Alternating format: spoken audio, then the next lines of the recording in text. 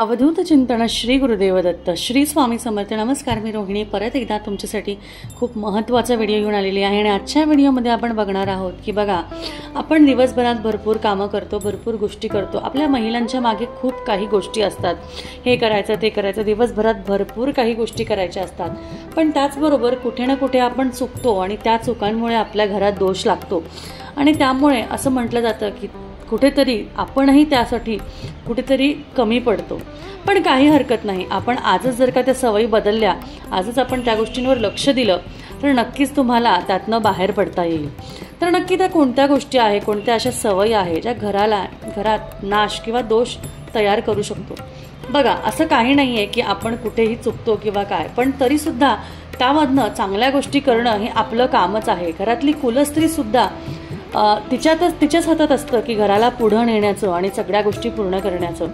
तर बघा, आपण बघूया की नक्की अशा कोणत्या गोष्टी आहेत ज्याने आपण आपल्या सवयी तर बदलू शकतो, पण काय अशा गोष्टी आहेत जिथे आपण चुकतो आणि असं म्हटलं जातं की ह्या सवयींमुळे घराचा नाश होऊ शकतो। तर बघा, हिंदू धर्मामध्ये घरच्या सुनेला लक्ष्मी मानले जाते।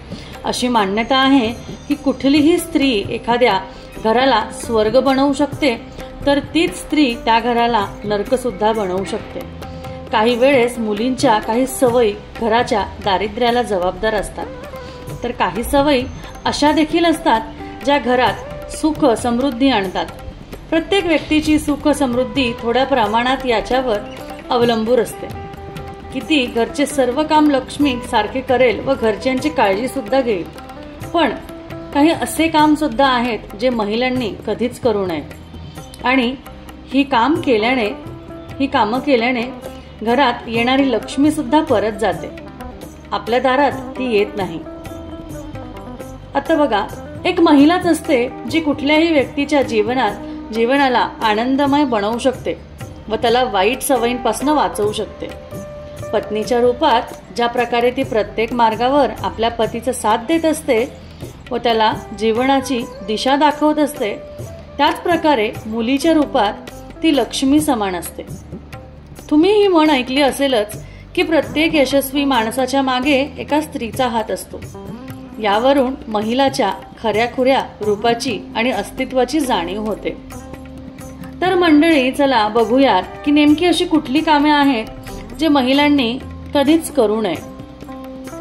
पहिली गोष्ट, झाडूला पायाने लाथ मारणे। ज्या घरातील महिला झाडूला लाथाने ढकलतात किंवा पाय लावतात त्या ठिकाणी ही लक्ष्मी कधीच वास करत नाही। अशा घरात नेहमीच दारिद्र्यताच येते। उष्ट्या भांड्यांना गॅसवरच ठेवून झोपून जाणे।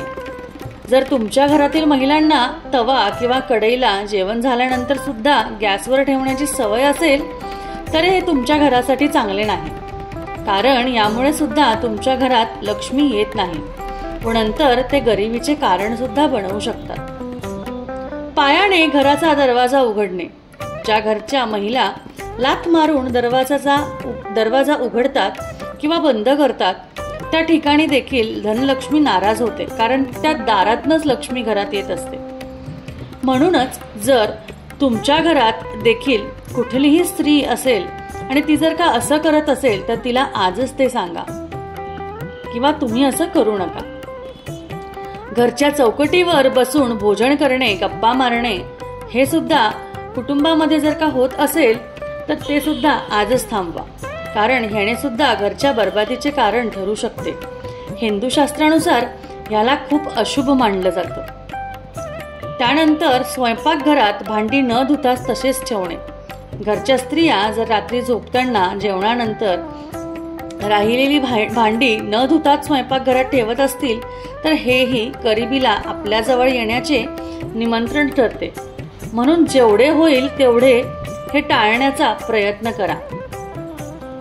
समुद्रातील मिठाने फरशी साफ करा। घरात सुख शांतीसाठी आठवड्यातून एकदा समुद्रातील मिठाने फरशी किंवा लादी धुवत जा किंवा पुसत जा। असं केल्याने लक्ष्मी माताची कृपा अपार आपल्यावर राहते। संध्याकाळी किंवा रात्री झाडू मारू नये।